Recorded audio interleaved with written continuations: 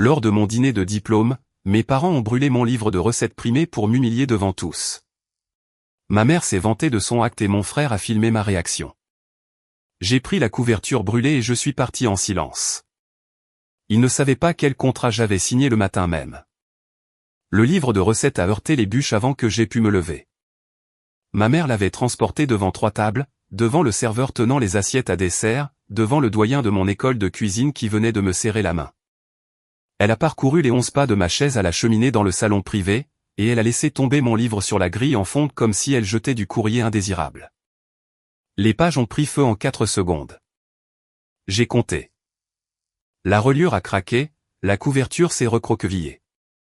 3 ans de recettes, 219 plats, un grand prix national des jeunes cuisiniers imprimé sur la 6e page. Tout ça. Alimentant un feu que personne n'avait demandé. 14 personnes regardaient. Le doyen a posé son verre d'eau et ne l'a pas repris. Chloé, la petite amie de mon frère Thomas, a posé sa fourchette sur le bord de son assiette et a regardé la nappe. Manon, l'hôtesse qui nous avait installés 40 minutes plus tôt, se tenait à l'entrée avec le menu des desserts toujours à la main. Sa bouche s'est ouverte, mais aucun mot n'est sorti. 2 de mes camarades de classe étaient assis au bout de la table, les mains sur les genoux. Personne n'a bougé vers la cheminée. Personne n'a bougé vers ma mère. Mon père, Alain, était assis sur sa chaise, les 2 mains à plat sur la table. Il ne s'est pas levé. Il n'a pas parlé. Il fixait le dos du chemisier de ma mère comme un homme regardant un accident de voiture de l'autre côté de l'autoroute. Figé derrière la vitre. Ma mère s'est tournée vers la salle.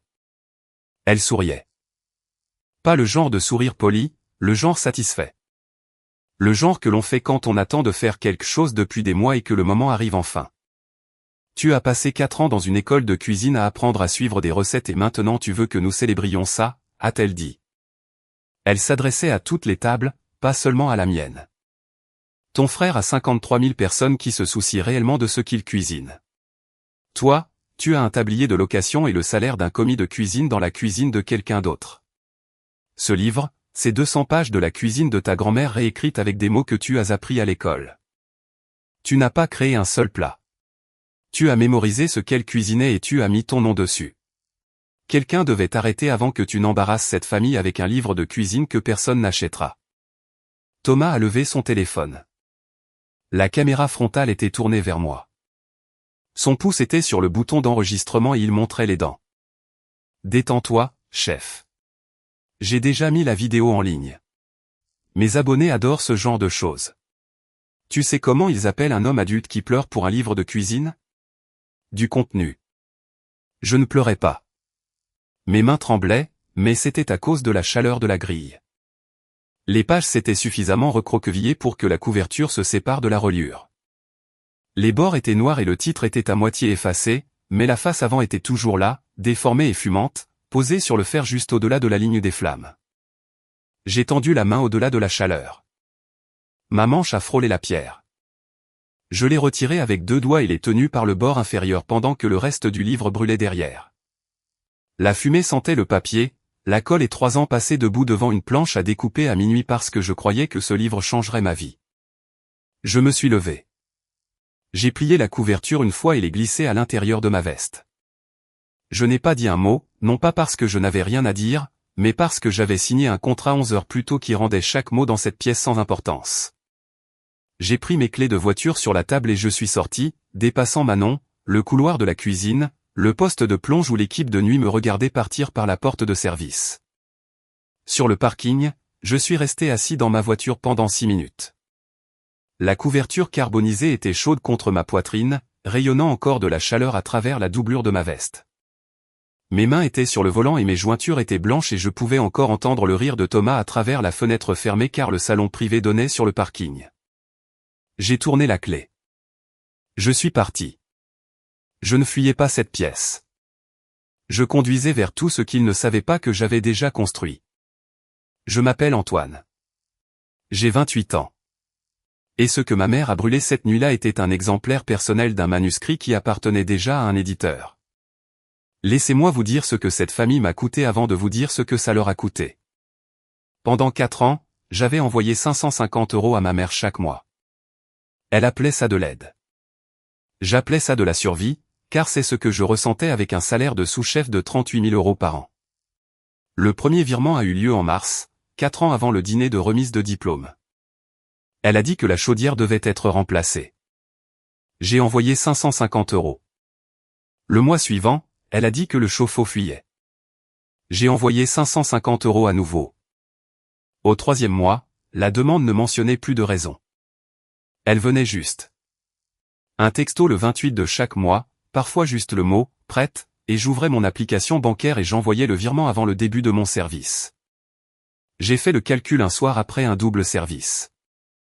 48 paiements, 550 € chacun, 26 400 €. Sur un salaire de 38 000 € après impôt. Cela signifiait que je vivais avec un peu plus de 900 € par mois pour tout le reste. Loyer, essence, téléphone, nourriture, crédit auto, tout cela compressé en un chiffre qui ne laissait rien à la fin. Je mangeais les repas du personnel 5 soirs par semaine parce qu'acheter des provisions signifiait choisir entre des poivrons et un plein d'essence. J'ai conduit une voiture avec un pare-brise fissuré pendant 7 mois parce que la franchise de 180 € était de l'argent que j'avais déjà envoyé sur le compte courant de ma mère. Un mois, j'étais à court. J'avais une facture dentaire qui a empiété sur la fenêtre de virement. Et je lui ai envoyé un texto, « Est-ce que je peux envoyer 400 € ce mois-ci et rattraper le reste le mois prochain ?» Elle a répondu en 11 minutes. « Antoine, tu sais que je dépends de ça. Les heures de ton père à l'entrepôt ont été réduites. Si tu ne peux pas gérer 550 € par mois, peut-être que tu devrais regarder ce que tu dépenses pour toi. » J'ai envoyé les 550 € le lendemain matin. J'ai sauté les soins dentaires. La dent me fait encore mal quand je bois de l'eau froide. Et chaque fois que c'est le cas, je me souviens de ce texto. Thomas avait besoin d'une caution pour son appartement il y a 3 ans. 3 000 €. Je l'ai couverte parce que ma mère disait que Thomas mettait de l'ordre dans sa vie et avait besoin d'une adresse stable pour lancer son blog culinaire. J'ai payé son assurance auto pendant une année entière après ça, 2 200 €. Il y a eu de plus petites dépenses en cours de route. Une facture de téléphone par-ci, un ticket modérateur par-là, encore 600 € de virements divers que j'ai arrêté de suivre parce que le calcul me donnait la nausée. Le total, quand je me suis finalement assis avec une calculatrice et mes relevés bancaires, était de 32 000 €. 32 000 € sur les gains d'un sous-chef en 4 ans. Ce n'était pas de la générosité. C'était une deuxième hypothèque que je ne pouvais pas déduire. Payer à des gens qui disaient à leurs amis que je suivais des recettes pour gagner ma vie. Et les recettes, cette partie est plus douloureuse que l'argent. Ma grand-mère Élodie m'a appris à cuisiner quand j'avais 9 ans. Elle avait 14 recettes qu'elle considérait comme les siennes. 14. Elle les avait écrites sur des fiches à l'encre bleue et les gardait dans une boîte en métal sur son comptoir de cuisine. J'ai cette boîte. J'ai ces fiches.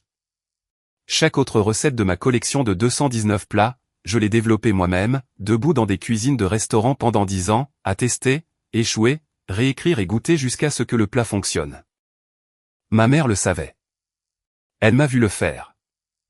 Elle a goûté les résultats à chaque repas de fête que j'ai cuisiné pour cette famille, c'est-à-dire chaque repas de fête des 6 dernières années, car personne d'autre dans cette maison ne pouvait rôtir un poulet sans qu'un détecteur de fumée ne se déclenche.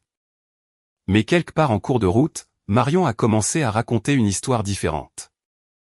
Je l'ai découvert par ma tante Laurine à Pâques, 2 ans avant la remise de diplôme. Laurine a mentionné nonchalamment que Marion avait parlé des recettes de famille à son club de lecture. « Ta mère dit qu'elle t'a tout appris », m'a dit Laurine au téléphone. Elle dit que le livre que tu écris est basé sur la cuisine de sa mère. Je n'ai pas corrigé Laurine ce jour-là. J'aurais dû. J'ai juste laissé cette phrase peser dans ma poitrine pendant que je préparais un service de 60 couverts le samedi. Et je me suis dit que c'était un petit mensonge, le genre que les familles racontent pour se sentir impliquées. Je me suis trompé sur la taille de ce mensonge. Et je me suis trompé sur jusqu'où ma mère était prête à le porter. Mais je me suis aussi trompé sur autre chose. Pendant les 3 derniers mois avant la remise de diplôme, ma mère avait été différente. Elle appelait 2 fois par semaine. Elle posait des questions sur le menu du restaurant. Elle posait des questions sur le livre. Elle posait des questions sur le prix. Je pensais que le dîner de remise de diplôme signifiait qu'elle voyait enfin ce que j'avais construit. Je pensais que l'invitation était un pont. Je voulais la croire. Et vouloir croire quelqu'un ne coûte rien jusqu'à ce que ça coûte tout. La veille du dîner de remise de diplôme, je fermais la cuisine avec Sébastien. Sébastien est le chef cuisinier du restaurant où j'ai été formé. Il m'a embauché comme commis de cuisine il y a 5 ans et il m'a promu sous-chef en 3 ans parce que j'étais ponctuel, j'apprenais vite et je n'ai jamais été malade un samedi. Ce soir-là, nous nettoyions les postes de travail et il a pris un couteau de chef de la bande magnétique et me l'a tendu. La poignée d'abord. C'était le même couteau avec lequel je m'étais entraîné ma première semaine. « Tu as mérité ce poste », a-t-il dit. « Personne ne te l'a donné. Quand ta famille te dit que la cuisine n'est pas un vrai travail, souviens-toi que je t'ai vu tenir cette cuisine un samedi soir avec 3 absents et une friteuse en panne. C'est réel. Tout le reste, c'est du bruit. » J'ai pris le couteau. Je ne savais pas que moins de 24 heures plus tard, ma mère lui prouverait qu'il avait raison à propos du bruit. Maintenant, laissez-moi vous raconter ce qui s'est passé 11 heures avant la cheminée. Parce que c'est là que l'histoire tourne, et elle tourne dans une direction que ma mère et mon frère n'auraient pas pu prédire même s'ils avaient essayé.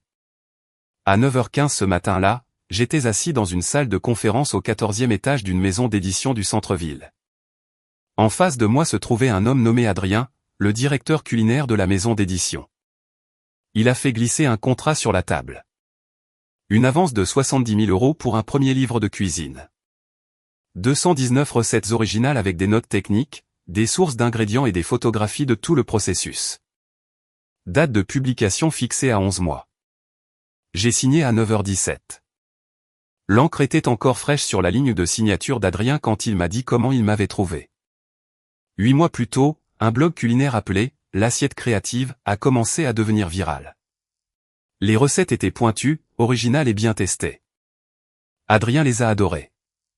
Il a contacté l'email de contact du blog, qui appartenait à mon frère Thomas, et a demandé une réunion. Thomas n'a pas répondu pendant 3 semaines. Quand il l'a finalement fait, il a envoyé un portfolio sans note de développement, sans photo du processus, sans registre de test et sans photo de cuisine, sauf une. Cette seule photo montrait un poste de préparation en acier inoxydable avec un rail à bond en arrière-plan. Adrien a reconnu le restaurant. Il a appelé le restaurant. Sébastien a répondu. Ce sont les recettes d'Antoine, lui a dit Sébastien. Chacune d'entre elles. Thomas ne cuisine pas. Thomas prend des photos des assiettes d'Antoine et les publie. Adrien a enquêté plus en profondeur. Il a consulté les archives du blog de Thomas et a commencé à les comparer avec les participations au concours des écoles de cuisine publiquement disponibles, où mes soumissions étaient listées avec mon nom. 52 correspondances exactes. Mêmes ingrédients, même technique, même langage de dressage. Thomas n'avait même pas changé les introductions. Il les a copiées directement de mes brouillons, auxquels il avait accédé via un lecteur cloud familial partagé que ma mère avait mis en place des années auparavant pour les photos de famille. Ce lecteur contenait également mes sauvegardes de manuscrits, mes registres de tests, mes notes sur les sources d'ingrédients. Thomas les a téléchargés, a retiré mon nom et les a publiés avec une photo de l'assiette finie prise avec son téléphone. 53 000 abonnés construits sur des recettes qu'il n'a jamais testées, jamais goûtées pendant le développement et jamais cuisinées une seule fois dans sa vie.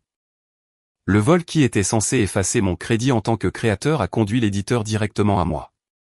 Thomas a construit lui-même la piste de preuve, publication après publication, pendant 2 ans, et il n'a jamais su qu'il le faisait. À 19h, lorsque ma mère a laissé tomber mon livre sur la grille, le manuscrit complet était déjà dans le système de l'éditeur. L'exemplaire personnel qu'elle a brûlé était exactement cela, un exemplaire personnel. La seule chose qu'elle a détruite, c'est sa propre relation avec la personne qui avait maintenu ses lumières allumées pendant 4 ans. Le lendemain du dîner, j'ai passé 3 appels. Le premier était pour ma mère. Elle a répondu à la deuxième sonnerie, s'attendant probablement à des excuses. Les paiements mensuels s'arrêtent aujourd'hui, lui ai-je dit. Tous. Les 550 €, les extras, tout. Ne m'appelle plus pour de l'argent. Elle a commencé à dire quelque chose. J'ai raccroché. Le deuxième appel était au fournisseur d'assurance auto de Thomas. Je payais sa police en tant que titulaire du contrat depuis 14 mois. Je l'ai annulé avec effet immédiat.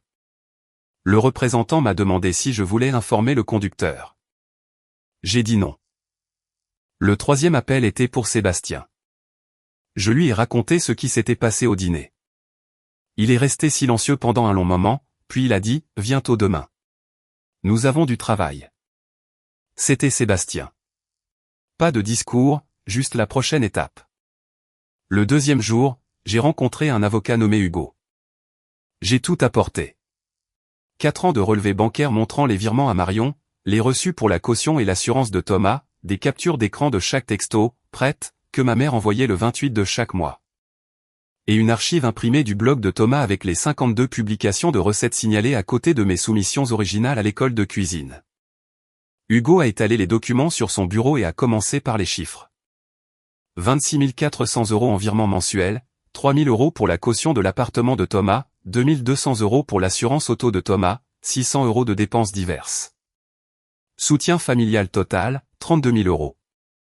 Puis la réclamation de propriété intellectuelle, 52 recettes publiées sans autorisation ni crédit, générant 16 500 € de revenus publicitaires sur 2 ans grâce à 2 contrats de sponsoring. Total général pour la mise en demeure, 48 500 €. Je n'étais pas en colère. Je regardais le monde de mon frère s'effondrer sous le poids de ses propres preuves et la précision de la chose était pire que n'importe quel argument que j'aurais pu avancer. Le 3e jour, Hugo a déposé la notification de retrait pour violation de droits d'auteur contre le blog de Thomas. 52 publications de recettes signalées pour violation de la propriété intellectuelle. Le processus est simple. La plateforme reçoit l'avis, examine la plainte et supprime le contenu si le dépôt est valide. Le blog de Thomas était hébergé sur une plateforme standard qui prend ses avis au sérieux, et chaque publication avait une documentation correspondante dans mes dossiers de l'école de cuisine. Le 7e jour, le premier sponsor du blog de Thomas a appelé pour dire qu'ils retiraient leur contrat. Ils avaient reçu la notification de retrait dans le cadre de la divulgation standard aux annonceurs, et leur équipe juridique a conseillé une séparation immédiate. Thomas m'a appelé ce soir-là. Je n'ai pas répondu. Le 9e jour, son deuxième sponsor a suivi. 1 400 € par mois de revenus publicitaires sont devenus zéro en moins de 2 semaines. Le blog culinaire de Thomas, celui avec 53 000 abonnés, celui que ma mère brandissait comme preuve que Thomas était celui qui réussissait, ne générait plus rien. Les abonnés étaient toujours là, mais le contenu disparaissait publication après publication à mesure que la plateforme traitait chaque retrait. Le 12e jour, l'histoire est passée des conséquences professionnelles aux conséquences personnelles. Chloé, la petite amie de Thomas, était dans son appartement ce soir-là. Elle a vu la mise en demeure sur le comptoir de la cuisine pendant que Thomas était sous la douche. Elle l'a prise. Elle a lu le chiffre, 16 500 € de dommages et intérêts pour violation de la propriété intellectuelle. Elle a lu la phrase « Reproduction non autorisée d'œuvres culinaires originales ». Elle a lu mon nom sur chaque page. Quand Thomas est sorti, elle a brandi la lettre. Combien des recettes sur ton blog as-tu réellement créé? C'est un malentendu juridique, a dit Thomas. Antoine est dramatique. Je te pose une question directe. Combien des 52 recettes sur l'assiette créative sont les tiennes? Nomme-en une. N'importe laquelle. Thomas a regardé le sol. Il se tenait dans son couloir avec une serviette autour des épaules et les cheveux mouillés dégoulinant sur le tapis. Et il a dit, Antoine fait la cuisine. Je fais la présentation. La présentation, a répété Chloé. Tu as pris sa nourriture, tu l'as photographiée, tu l'as publiée sous ton nom, tu as collecté 16 500 € en sponsoring, et tu appelles ça de la présentation. Chloé a fait un sac cette nuit-là. Elle est restée chez une amie pour le reste de la semaine, et quand elle est revenue, elle n'a plus mentionné le blog, les abonnés ou les sponsorings. Encore une fois, certaines vérités changent la façon dont vous voyez une personne, et une fois qu'elles changent, elles ne redeviennent jamais comme avant. Pendant que les revenus de Thomas s'effondraient, Hugo a remarqué autre chose. Lors de l'examen de la propriété intellectuelle, il a trouvé 3 livrets de compilation de recettes vendues lors de collecte de fonds de l'église Saint-Matthieu au cours des 3 dernières années. La première page de chaque livret indiquait « Recettes de famille par Marion ». 15 € l'exemplaire. Relié en spirale, imprimé dans une boutique de reprographie avec une bordure clipart sur la première page. À l'intérieur se trouvaient 8 de mes recettes originales avec des notes manuscrites dans la marge, de l'écriture de ma mère. Des notes qu'elle avait copiées directement de mes journaux de développement sur le lecteur cloud familial partagé. Le paleron de bœuf braisé avec la croûte à la pâte d'ail. Le glaçage romarin agrumes pour la volaille rôtie. Le beurre composé au paprika fumé que j'avais testé plus d'une douzaine de fois avant que les ratios ne fonctionnent. Des recettes que j'ai servies à ma famille lors de repas de fête où ma mère souriait à table et disait à ses invités, c'est comme ça que ma mère le faisait. Sachant que sa mère n'avait jamais fait un seul de ses plats. Elle le disait parce que le mensonge semblait plus facile que d'admettre que son fils, celui qu'elle appelait publiquement un commis de cuisine qui suivait des recettes, était la seule personne dans cette maison qui pouvait nourrir une table de 12 personnes sans commander à emporter. Ma tante Laurine avait acheté un de ses livrets lors d'une collecte de fonds de Pâques. Elle a reconnu le paleron de bœuf braisé parce qu'elle l'avait mangé dans mon appartement l'année précédente et m'avait demandé la technique. Le livret créditait ma mère. Laurine n'a rien dit à l'époque. Elle a gardé le livret dans son tiroir de cuisine, ne sachant pas que cela aurait de l'importance. Ce livret est devenu une preuve. Le 14e jour, j'ai invité ma mère et Thomas dans un salon privé au restaurant. Sébastien a mis la table. 3 chaises, 3 verres d'eau, 3 serviettes pliées en rectangle. Quand ils sont arrivés, ils s'attendaient à des excuses. Ma mère portait la même expression qu'au dîner de remise de diplôme, celle de la satisfaction, celle qui disait qu'elle croyait que brûler mon livre était une correction et que je finirais par voir les choses à sa façon. Thomas est entré avec son téléphone à la main, l'écran vers le haut, prévoyant probablement d'enregistrer tout ce qui allait se passer. J'ai commencé par une question. J'ai regardé ma mère et j'ai dit, combien de recettes de grand-mère as-tu réellement écrites? Elle a hésité. Elle a laissé toute une collection, a-t-elle dit. Tu le sais bien. 14, ai-je dit. Elle a écrit 14 recettes dans sa vie. J'ai les fiches dans une boîte en métal sur mon étagère de cuisine. Encre bleue, son écriture, 14 fiches. Mon livre a 219 recettes. Lesquelles des 205 autres m'as-tu apprises? Elle n'a pas répondu. Je me suis tourné vers Thomas. Combien de recettes y a-t-il sur ton blog en ce moment? 52, a-t-il dit. Mais ce n'est pas le sujet. Combien de ces 52 as-tu développé toi-même? Nomme-en une. Donne-moi le plat, la technique, les notes de test. Une seule recette. Thomas s'est agité sur sa chaise. Je les ai adaptés. C'est ce que font les blogueurs culinaires. Nous adaptons. Adapter d'où? Il n'a pas répondu. De mon lecteur cloud, de mes dossiers de l'école de cuisine. Tu as téléchargé mes registres de tests, mes introductions, mes listes d'ingrédients. Tu as retiré mon nom et tu les as publiés avec une photo prise avec ton téléphone. Tu n'as pas adapté une seule recette, Thomas. Tu en as copié 52, mot pour mot, et tu as gagné 16 500 € en le faisant. Il a posé son téléphone face contre la table. Pour la première fois de la soirée, il n'était pas dans sa main. Son genou a commencé à rebondir sous la table assez vite pour que l'eau dans son verre tremble. J'ai placé l'avis de retrait sur la table. Puis le contrat signé avec l'éditeur. Puis la mise en demeure. 3 documents espacés uniformément, chacun tourné vers eux pour qu'ils puissent lire les chiffres sans tourner les pages. Puis je me suis levé et j'ai dit ce que je portais depuis 4 ans. Vous m'avez pris 26 400 € en paiement mensuel que je n'ai jamais manqué. Vous avez pris 3 000 € pour une caution d'appartement qui était censée être temporaire. Vous avez pris 2 200 € pour une assurance auto sur une voiture que Thomas conduit pour photographier de la nourriture qu'il n'a pas cuisinée. Vous avez pris 600 € de dépenses que j'ai arrêté de suivre parce que les demandes ne s'arrêtaient jamais. Cela fait 32 000 € d'un homme qui gagne 38 000 € par an. J'ai mangé les repas du personnel pendant 4 ans pour vous entretenir. J'ai conduit une voiture avec un pare-brise fissuré pendant 7 mois parce que la franchise était de l'argent que j'avais déjà envoyé sur votre compte courant. Les mains de ma mère se sont posées à plat sur la table. Puis ses doigts se sont recroquevillés. Puis ses mains ont glissé sur ses genoux. Thomas a publié 52 de mes recettes sur son blog sans demander, sans me créditer, et sans me payer un seul euro des 16 500 € qu'il a gagné grâce à ses publications.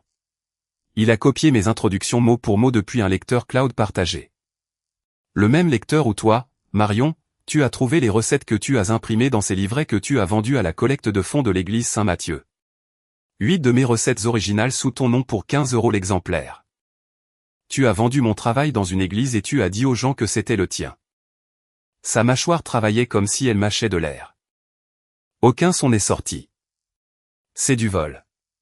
Les publications sur le blog sont du vol de propriété intellectuelle. Les livrets sont une utilisation commerciale non autorisée. Les paiements mensuels étaient de l'exploitation financière. Mon avocat a déposé la notification de retrait. Les sponsors de Thomas se sont déjà retirés. Ses revenus publicitaires sont à zéro. La mise en demeure est de 48 500 €, ce qui est le total de tout ce que vous avez pris, et vous avez 30 jours pour répondre. Thomas a essayé en premier. Tu ne peux pas t'en prendre à la famille comme ça. C'est de la folie. Maman essayait de t'aider à garder les pieds sur terre. C'est ce que font les familles. Les pieds sur terre, ai-je dit. Elle a brûlé mon livre devant 14 personnes et leur a dit que j'avais volé les recettes de ma grand-mère. Tu l'as filmé et mis en ligne pour que 53 000 inconnus en rient. Ce n'est pas garder quelqu'un les pieds sur terre, Thomas. C'est de la cruauté. Et tu l'as filmé parce que tu pensais que c'était divertissant. La respiration de Marion était audible. Courte, peu profonde, par la bouche. Elle a regardé la mise en demeure, puis a détourné le regard, puis a de nouveau regardé le chiffre. Le salaire du commis de cuisine a payé tes soins dentaires, Marion, 2100 € en avril de l'année dernière parce que ton assurance ne couvrait pas la couronne. Le tablier de location a cuisiné chaque repas de Thanksgiving dont tu t'es attribué le mérite à ton club de lecture, ton groupe d'église et à la table de Pâques de Laurine. Le livre de cuisine que personne n'achèterait a été signé pour 70 000 € avant que tu ne craques l'allumette. Et le blog culinaire avec 53 000 abonnés. Chaque recette dessus venait de l'homme que tu as appelé au contenu alors qu'il se tenait devant un feu, tenant le seul exemplaire de son travail qu'il pensait lui rester. Thomas a dégluti 2 fois, rapidement. Ses genoux ont arrêté de rebondir. Ses mains se sont posées sur le bord de la table et l'ont agrippé. Vous avez brûlé une copie. L'éditeur a signé l'original ce matin-là. Tout ce que vous avez détruit, c'est votre place dans ma vie. La pièce était silencieuse. Sébastien se tenait à la fenêtre de la cuisine derrière le passe-plat, les bras croisés, regardant mais ne parlant pas. Personne n'a bougé. C'est le dernier repas que je cuisinerai pour cette famille, ai-je dit. Le dernier euro, la dernière recette. La dernière fois que je répondrai à ce téléphone. Chaque virement s'arrête aujourd'hui. Chaque compte partagé ferme cette semaine. Si l'un de vous deux me contacte en dehors de la fenêtre de réponse de 30 jours sur cette mise en demeure, mon avocat s'en chargera. Ma mère a levé les yeux. Sa posture s'était affaissée, les épaules tombantes, le menton suivant comme un bâtiment perdant sa structure de l'intérieur. Ses yeux étaient humides, mais sa mâchoire était serrée. Et elle a cherché dans son sac à main et en a sorti un chéquier. Le même chéquier que j'avais vu sur son comptoir de cuisine pendant des années. Celui qu'elle utilisait pour faire les chèques de la facture d'électricité pendant que je virais 550 € sur son compte chaque mois. 4 500 €, a-t-elle dit. Je peux le faire tout de suite. Nous pouvons faire disparaître tout ça. Nous pouvons nous asseoir en famille et régler ça. 4 500 €. Moins de 7% du contrat à 70 000 € qu'elle avait essayé de détruire. Moins de 10% de la demande de 48 500 € posée devant elle. Ce chiffre m'a tout dit sur la façon dont elle évaluait ce que j'avais construit. Et l'expression « en famille » m'a dit qu'elle croyait encore que ce mot signifiait quelque chose après ce qu'elle en avait fait. Je n'ai pas répondu aux chiffres. J'ai repris la mise en demeure de l'autre côté de la table, l'ai alignée avec la notification de retrait, et j'ai glissé les deux de son côté. Puis j'ai sorti la couverture de mon sac, les bords noirs, le titre à moitié effacé, sentant encore faiblement la fumée 14 jours après le feu. Je l'ai tenu un instant, puis je l'ai posé sur la table entre les documents, comme un point final à une phrase. Je me suis levé. J'ai pris mon sac. Je suis sorti du salon privé et je suis entré dans le couloir de la cuisine. Sébastien était déjà de retour à son poste, préparant la mise en place du soir. Il n'a pas demandé comment ça s'était passé. Il m'a tendu un tablier, je l'ai noué et j'ai commencé à émincer des échalotes pour la bisque, parce que c'est ce qu'on fait quand on est cuisinier. On retourne au travail. Le chèque de pot de vin de ma mère est arrivé par la poste 4 jours plus tard. Je l'ai retourné non encaissé au bureau d'Hugo avec des instructions pour l'inclure comme pièce à conviction dans le dossier civil. En 30 jours, chaque conséquence que j'avais mise en branle a atterri là où elle devait atterrir. Le blog de Thomas est devenu complètement inactif au jour 30. Chaque publication sponsorisée supprimée, chaque recette retirée. Son tableau de bord affichait 0 €, 0 centimes de revenus mensuels là où il y avait autrefois 1400 €. 3 emails d'anciens sponsors attendaient dans sa boîte de réception. Chacun une version polie du même message, nous ne pouvons pas être associés à un litige de propriété intellectuelle en cours. La mise en demeure de 16 500 € est restée sur sa table de cuisine, adressée à un homme dont la seule source de revenus venait d'être effacée par son propre historique de téléchargement. Il ne pouvait pas contester les retraits car chaque horodatage sur ses publications de blog était postérieur de plusieurs mois ou années au dépôt de mes soumissions à l'école de cuisine. Il avait construit le dossier contre lui-même, une recette volée à la fois, pendant 2 ans. Et la vidéo qu'il avait mise en ligne du dîner de remise de diplôme, celle où il qualifiait ma douleur de « contenu », circulait toujours parmi ses abonnés. Plusieurs d'entre eux ont laissé des commentaires demandant pourquoi un blogueur culinaire riait pendant que le travail de quelqu'un brûlait. Il a supprimé ces commentaires. D'autres sont apparus. Il a désactivé les commentaires.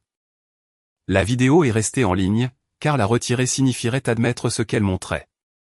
Les retombées sociales ont frappé ma mère 3 jours après la confrontation. Laurine l'a appelée. Je n'étais pas au téléphone, mais Laurine m'en a parlé la semaine suivante. J'ai acheté ton livret de collecte de fonds à Pâques, a dit Laurine à Marion. Je regarde la page 4 en ce moment. C'est le paleron de bœuf braisé d'Antoine. Je reconnais la technique de la pâte d'ail parce qu'il a passé 40 minutes à m'apprendre comment obtenir la bonne croûte dans sa cuisine au printemps dernier. Et cette note en marge sur la page 6 sur l'ajustement de la chaleur pour les coupes plus épaisses. C'est son écriture. Marion, j'ai vu son écriture sur des cartes d'anniversaire pendant 15 ans. Tu as copié ses notes de développement de son journal, tu les as mises dans un livret avec ton nom sur la couverture et tu les as vendues à Saint-Mathieu pour 15 € l'exemplaire. À des gens qui le connaissent, à des gens qui ont mangé sa nourriture à ta propre table. Marion n'a pas répondu pendant un long moment.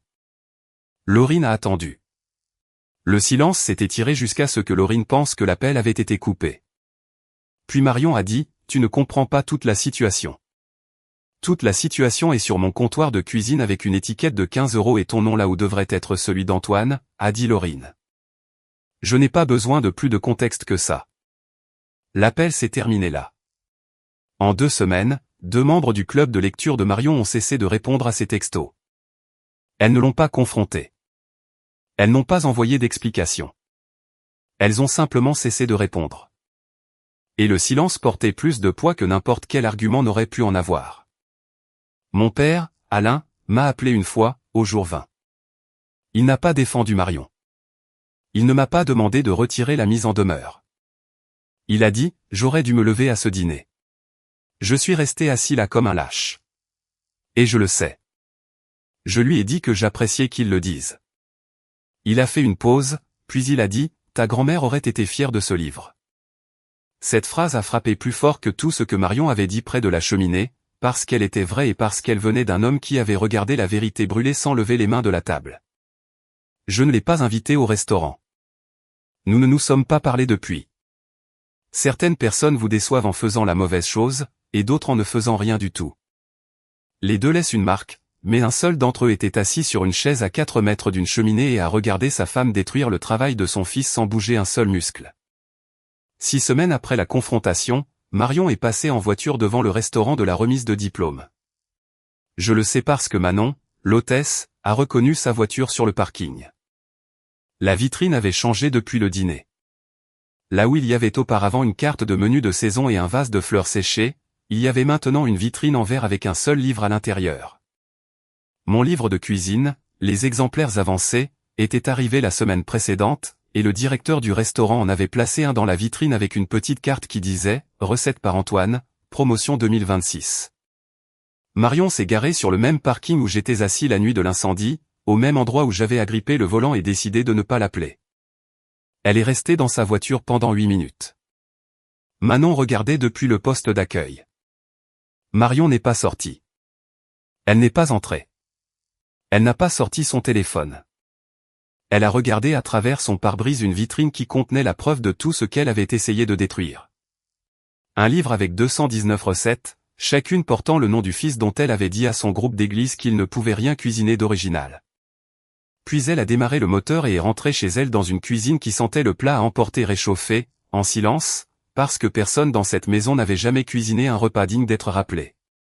J'ai failli le laisser dans le feu. Les pages alimentaient déjà la flamme, et la chaleur poussait contre ma main comme un mur, mais il s'était suffisamment recroquevillé loin de la grille pour que je puisse l'atteindre. Et quelque chose en moi refusait de la laisser prendre chaque morceau. Je l'ai retiré. Le reste était parti. C'était suffisant. Ça allait toujours être suffisant. J'ai failli appeler ma mère depuis le parking après le dîner, assis dans ma voiture avec le moteur en marche et le contrat toujours dans ma boîte à gants. L'encre sur la signature d'Adrien avait 8 heures. J'aurais pu lui dire là, sur ce parking, ce qu'elle venait de faire. Mais je n'avais plus besoin qu'elle croie en moi. C'était la première fois en 28 ans que je comprenais la différence entre vouloir l'approbation de quelqu'un et en avoir besoin. Je n'en avais pas besoin. Le contrat ne se souciait pas de qui croyait en moi. L'éditeur n'a pas appelé ma mère pour une référence. J'ai failli dire à Thomas exactement ce que son blog valait pour l'éditeur, que son vol était la piste de miettes de pain qui avait mené Adrien à ma porte. Sébastien a posé sa main sur le comptoir de préparation ce soir-là, ferme, et a dit « Laisse l'avocat le dire ». Alors, je l'ai fait. J'ai laissé la notification de retrait d'Hugo dire tout ce que je voulais crier à travers ce parking. La mise en demeure, une pile de livrets d'église rappelait que le coordinateur de la collecte de fonds lui avait demandé de reprendre, et un chéquier ouvert à une page où elle avait commencé à écrire un chiffre et s'était arrêtée.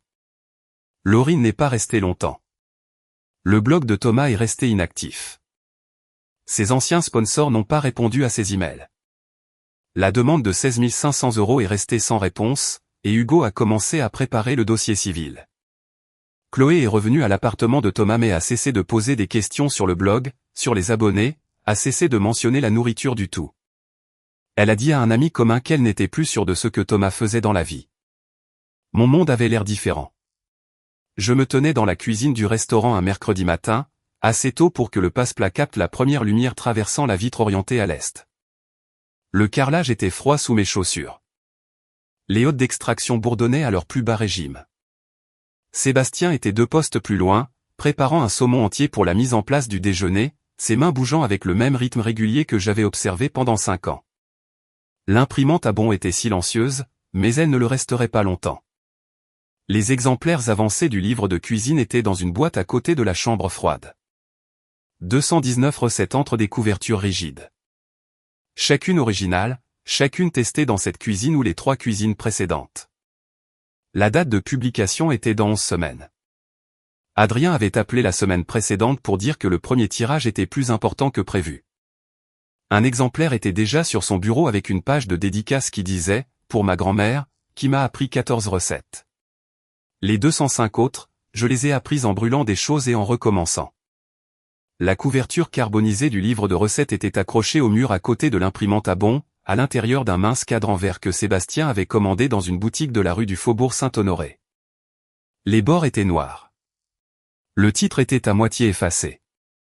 Le papier sentait encore faiblement la fumée si l'on s'approchait assez près.